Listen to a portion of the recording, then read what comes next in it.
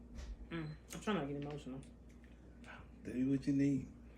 And I think too, during not for me, but a lot of times when you go through experience deaths, people reach out to you during that time, and they forget about you after. Yeah. And after the burial and after the funeral services is when you really need somebody to check on you, to see how you're doing, because those are the times. A lot of times, people, when right before the burial or the funeral, people are around you. They surround there.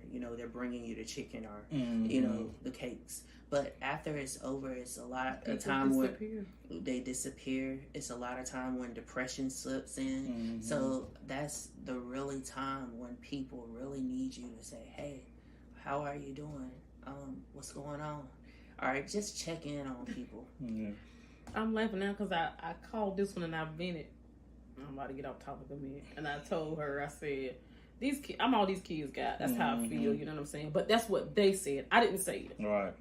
I'm just so disappointed in my family, and I'm gonna say it while we're on camera that y'all have not stepped up to support these kids.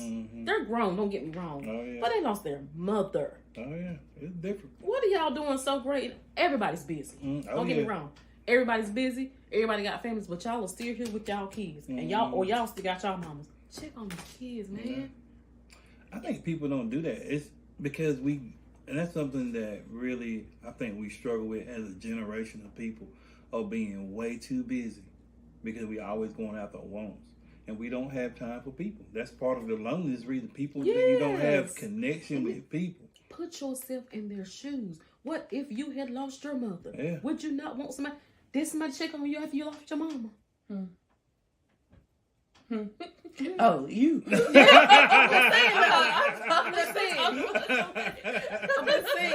But that's an and I don't know if it's right to put that expectation on people, but that expectation we have is check on you. But if you're really for somebody, you really love them, just check on them. Yeah.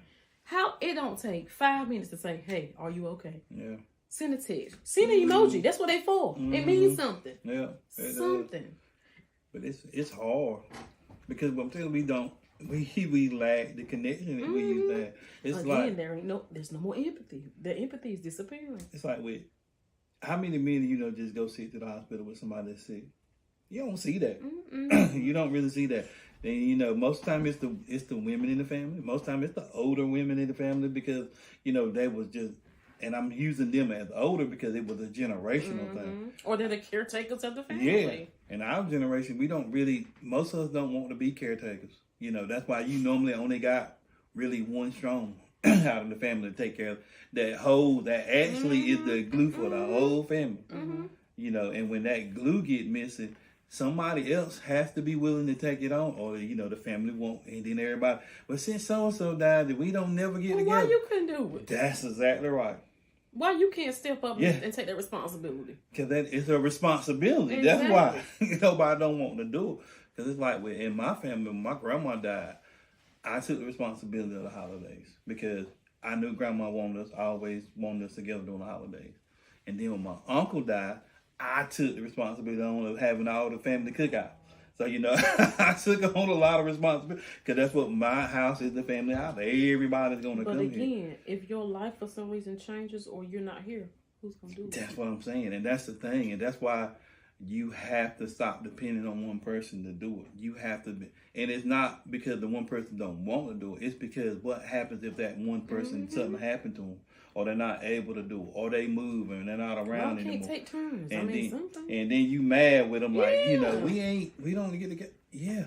Somebody else needs to step up because somebody's going to have to help carry this torch, and if we able to split the responsibility. I feel like there's a lot of I'm glad I'm on this side of the pod. I just hope that she's listening, that's all. And not on that side. Because I feel like a whole lot of shade being casted over there. I'm guilty for a lot. I love her. receive I just want her to she got just like you. Yeah. Y'all take on so much. Oh yeah. I'm just waiting for y'all to learn how to just 2023. Yeah. The year of the nut. I'm gonna start this year. Yeah. We're gonna hold each other accountable for stuff like that. Absolutely. And there's nothing, like I said, there's nothing wrong with it, but we got to have a limit because what happened is if we keep pouring and we get empty, and then we get sick or we down, who's there? That's right. Yeah. And I said this the other day, and I'm working on it. I've always sacrificed my happiness to make other people's happiness. Yeah. At this point in my life, I'm not willing to sacrifice my happiness for others. Yep. And it may sound selfish. It's but not. It's It's not. It sounds healthy. it's where I Sound am. like self-care. It sounds It's- healthy. I'm no longer willing to just sacrifice everything and be depleted. Mm-hmm. And this is where I am at. And it's taken me all these years to get to this point. I could say no because we deserve things too. And we deserve to be well. Yep. We deserve to be healthy, and we deserve to be happy. And I've said this so many times. I'm good at taking care of other people. Mm-hmm. I am so good at taking care of other people. When it comes down to me, I probably get an F at taking care of myself. Mm-hmm. And I just have said, come to the realization of I got to do better for me. Yeah. I got to stop sacrificing my dreams and pushing other people's dreams. Yep. You know, so. And that's good. That's the first step. Admitting that the You problem. have a problem. AA. Yes. There we go. That is. I am the problem. Yes. But there's nothing wrong with being the problem as long as you realize that you're the problem. And you start working on it. That Yeah. makes the difference. And because it can be hard. I mean, because we like to see people win. I wish I had a rock. I would hit a little girl right between her eyes with one, because she getting on my nerves. But anyway, it can be hard. We're life in. This is life. Life is. Life is life. This is why I don't record when she's here, because she gets on my lap. What, girl? Yes, I don't know if the door unlocked, but anyway. And I'm not editing this out. No, I we're promise not. you. This is life. This is So so life. happy. This is life. We're gonna keep it. We have children. No doubt. No matter what we're doing, Yes. they think they're number one. That's a fact. You know, so it is what Take it care of is. somebody else's Said needs. something else about did you say something about being in the midst of somebody in couples or something? Did you say something about that in that? Yeah, I mentioned something The about being emotional- in emotional being. You can feel like the need, even when you're in the midst of a romantic partner and in a group, you can feel emotionally unattached. So your loneliness is based on because you're not emotionally attached to the people that's around you. Okay, that's what I was gonna say. And I was gonna give you a prime example. I love my family. I got people in my family that are in healthy marriages, healthy relationships. But I absolutely despise when couples invite me to stuff. Like, I'm not going to be no fifth wheel with y'all. Oh yeah. And my problem is I don't feel you. express that to them. Yeah. Because the reason why I don't express it is I don't want them to get offended. But I don't think they understand that. Yeah. I don't want to go somewhere with 3, 4, 5 couples and Oh, I'm by yeah. myself. Yeah, I get you on that. But Yeah, people, I've said that too. in the past, people have gotten offended. Well, you didn't want to. It's 6 of y'all and one of me. Yeah. I'm uncomfortable. Oh yeah. Yeah. It's all right with maybe one. Yeah. But when you talking about 3, 4 Yeah, different it's my couples, two. you're Yeah. like, I'm not finna be the. I'm not going nowhere. And you gotta entertain me. No, I'm not No. gonna. I'm gonna and feel away. then you obviously the odd man out. Like Yeah. it's just no way around that. Yeah, Like, they ain't. I don't care how it's especially like we going somewhere to eat. And Yes. like everybody talking, and it's like, you know, I don't care if you somewhere with your mate, you're gonna have a side conversation. Right. And so when them side conversations kind of start going Or they on, talking about couple stuff. Yeah, you know. You just you're like, well, I can't relate. yeah, you know what I'm saying. So it can be, but I think sometimes people don't really think about it like that. Right. And it's And not so- that you're jealous of Yeah. their No, it's just relationship. like You're happy that they're absolutely. but Yeah. it's just It's makes a you- lot. I was Yeah. like, whew.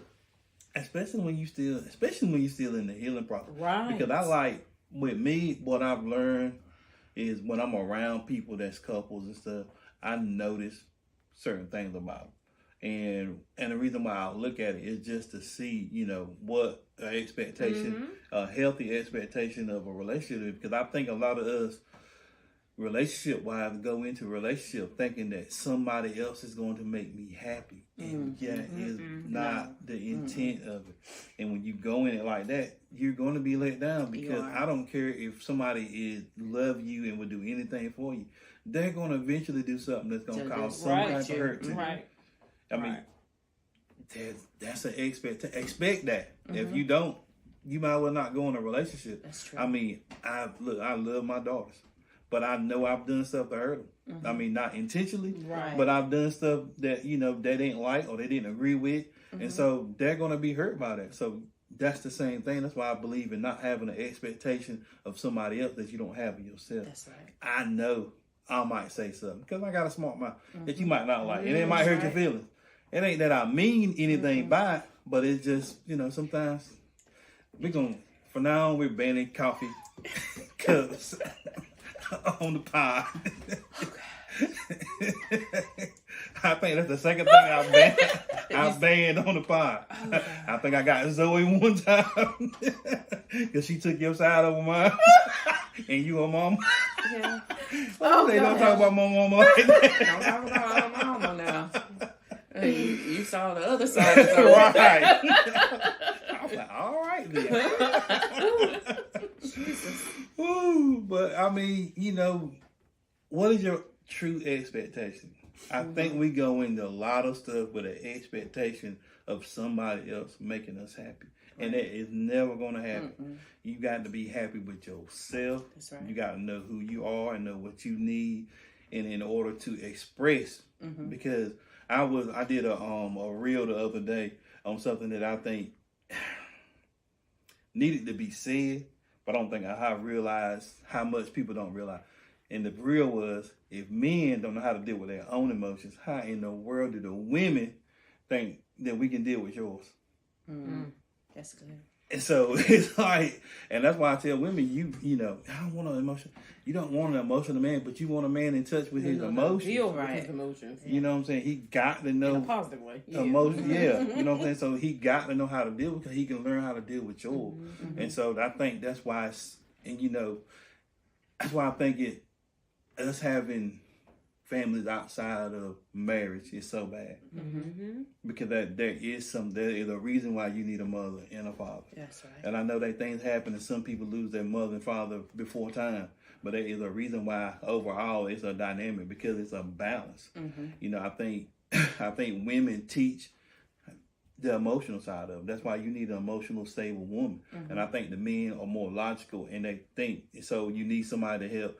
Like, okay, my feelings say this, but this is the reality of it. Right. And you start to learn about it. And you I can tell a woman whose father is involved in their life. Even though they may get emotional, they deal with it different. If you look at me one more time. I thought it was just about being spoiled or something. But that's gonna be part. That's gonna be part of it. Oh God. But when they're around their daddy, today, their daddy is gonna talk to them different. You know, they're gonna experience a side of a man that, you know, they might not see. So then they know how to address that side of a man. And so then that's when the man grows, when somebody know how to deal with it. But a man needs to know about emotions, and he learned it from his mother. And so the more emotionally stable she is, the better off she's able to teach him not toxic emotionalism, because there's a lot of that out there. Absolutely. But some, you know, this is when you do this causes this reaction, but you need to learn that you don't have to put up with. Because I don't like putting your hands on somebody. You ain't, man or woman, I don't believe in that. But you know, we have these emotions, and we have a logical side, but there should be a balance in it. And when we don't have that balance, it's hard to maintain. And that's why I try to make sure I'm in my daughter's lives. Like, I'm giving it to you this way. I know you're emotional about it, but I need you to pull back some.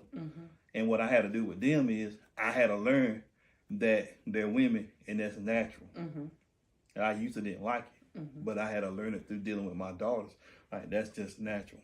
And so what you have to do is bring them back. And sometimes you might have to wait a day. Because when they really in their feelings, peace out. Go to your corner. I'm going to mine, and we'll come back and talk when we can.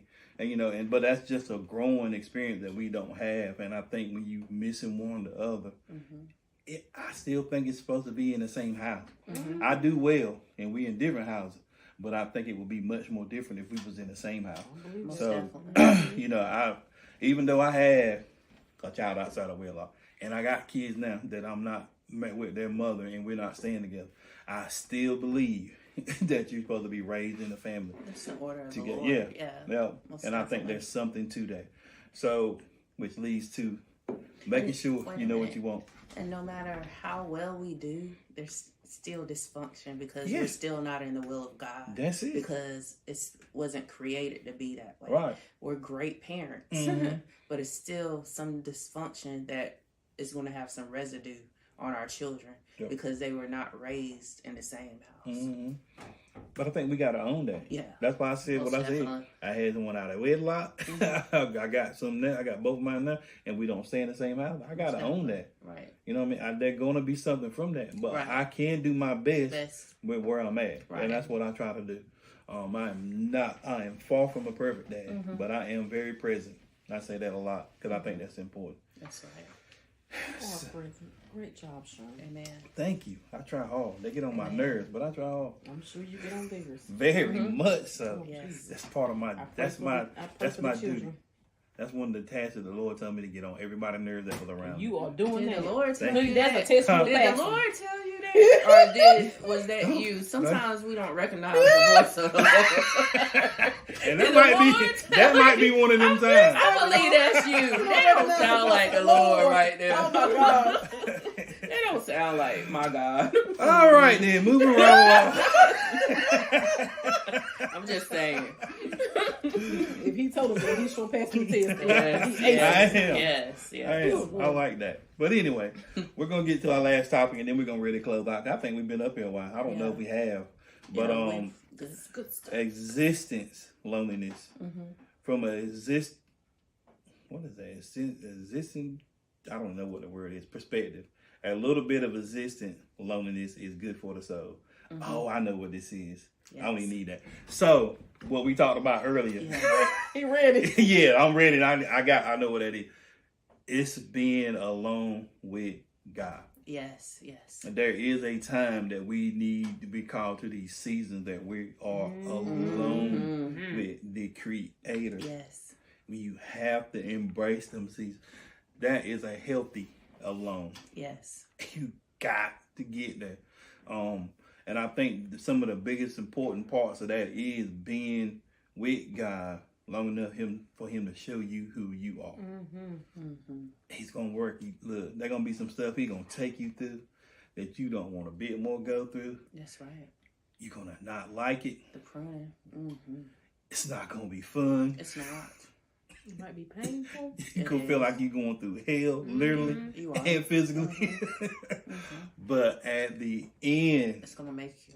it will be all worth it. And that's the part that we have to. Take it from us. Yeah, that's what I'm getting ready to say. It's like, cause I made a post the other day. I was looking through some old pictures because I want to do something for my oldest daughter because she graduated this year. I was gonna take some of her old pictures and make a collage. And I seen one of me when I was 27. I was like, oh my God, like what would I tell this guy? And I thought about a couple things, but the thing that stuck with me was like, it will be all worth it. I can't tell you what you're gonna go through, or you won't go through it. And if you don't go through it, this version of me don't exist. That's right. So I'm not gonna tell you what you shouldn't do. I'm gonna tell you when you get the 47-year-old version of me, it will be all worth it. And it's like when it hit me, it's like I would not go back as much as I would want to change some of the stuff I went through. I can't, because this version of me don't exist if that 27-year-old version of me don't go through the mess that I went through. And so it will be all worth it, sir. And that's what I'm telling you about going through this stuff when God is with you. Yes. It will be all worth it. The existence loneliness is good. And then once he starts showing you who he is, he'll start showing you who you are. You are, That's absolutely. Right. That's right. And that's the whole point. Because at the end of the day, he wants you to know you're a child. You're his child.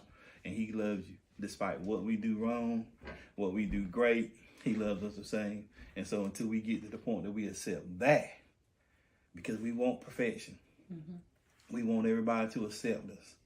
And now, Lord gave me a word today. It was like, we want all people to accept us.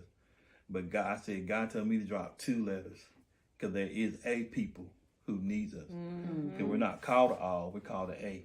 That's right. And and so everybody's not going to like the way I portray God in my life. But I got to do it my way, because I'm called to a people. That's right. It can't look like Francis. It can't look like Anisha. That's right. Because Anisha don't need to look like Francis, because she called to a people. That's right. The people that need her. Right. Don't need the Francis version of her. That's right. You know what I mean? So we have to learn that. And I think in that season, God is going to work you through that stuff. Yeah. And then you will be able to present who you are to the world and the people. And this is what I know. When you authentic, people know. Yes. When you like, this is him. Like, when I can be the same person no matter what room I'm in, because I'm going to be foolish. I'm going to say something silly. I'm going to laugh loud, because that's what I do. And what I'm going to do is a 9-year-old little girl is finna catch the hands. That's what she finna do. I wish y'all can see this shit is like actually going into the refrigerator in the middle of my podcast. She was thirsty. Ninjas. And I ain't talking about karate, neither. But anyway, oh God! See how that melt that heart right there? See? No, that don't change it. Oh Lord! You told her to say it too. But anyway, I don't even know where I was at dealing with this shenanigans of this podcast. But I think that's something. Yes, absolutely. This has been fun. Oh my gosh! I don't know. I agree. Like, you gotta have that time with him. You gotta have that time to get to know him, and for him to take some stuff out of you, for you to unlearn some stuff, for you to detox, as I call it, and you know, get to know him. And then once you know him, he'll definitely show you who you are. Ain't no doubt. Definitely. And I think in the Bible we see that Jesus withdrew from the crowd. He withdrew from the disciples to be alone so he could talk to God, so he could have that time with God. So we too have to do that, and it makes us better. Well, you know, being alone when you're with God, you don't feel loneliness. Right. So it's a difference of being alone and being lonely. So it's a when you're alone with him, you can be your true, authentic self. Yes. You don't have to cover up nothing. You don't gotta fake it. You can be angry. You can be sad, happy, whatever you need in his presence.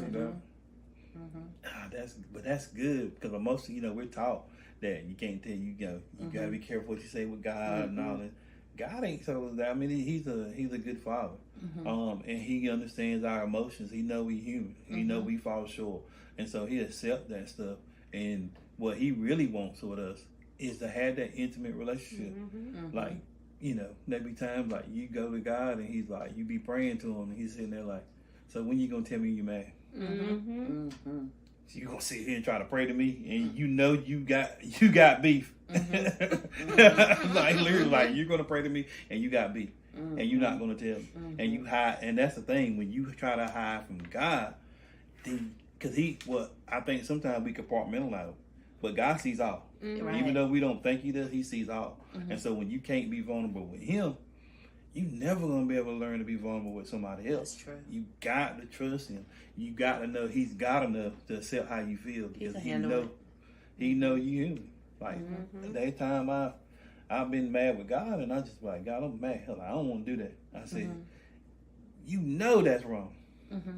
You're gonna require me to be the bigger person and do some stuff. No, I don't want to be the bigger person. But guess what I gotta do? Be the bigger person, because he ain't doing it to make me happy.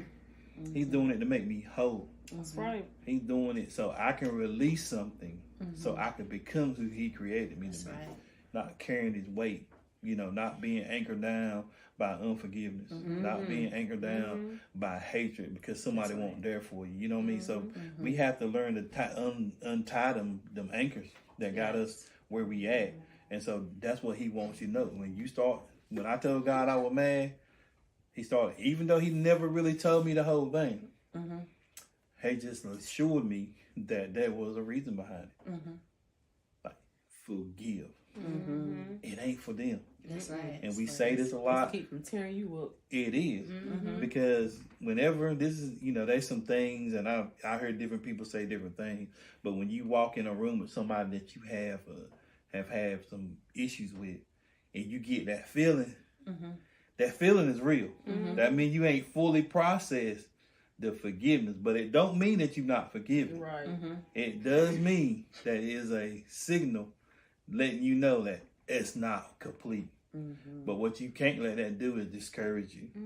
You just got to keep moving. Like, I made a decision to forgive, and I'm going to forgive until this feeling is gone. That's right. It don't mean. Because if you don't, let me tell you what's going to happen. Repeat it. Not only that, he'll make sure that you have to face that person. Yeah. He'll put them right in your path where you have to have a conversation, or you have to assist them, or you have to minister to them. He'll do it. Because that's it. I had somebody talking about they had a minister to somebody that they want to study, but they had to do it because they knew the Lord told them to do it. And so that's why. But the thing is, God don't do nothing just to hurt us. He's doing something to help you. So this is what he knows. You may be feeling the way, but you love me enough to do what I told you to do. Yes. You know what I'm saying? And so sometimes that's what you got to have in our hearts. And I'm going on too. I got my own son. So it looks like Blowing up. We're being requested. Yeah, it looks like our kids and our family need us. So we're gonna. But we can say no. Oh, we have boundaries. Y'all wait. Because this is good stuff. Somebody needs this. Somebody does. And we want to make sure that we cover like topics like this around holiday seasons because we know people struggle with everything. We know that you actually feel certain ways, and we're not naive to that. Honestly, we have all experienced it ourselves, and so we wouldn't be trying to tell you nothing that we haven't experienced. But we want to help you get through it faster than what we have. And look, can I say it again? This is the best holiday season I had in a long time. Amen. Yes. That's good. I'm happy for you. Woo, That's so good. That is good.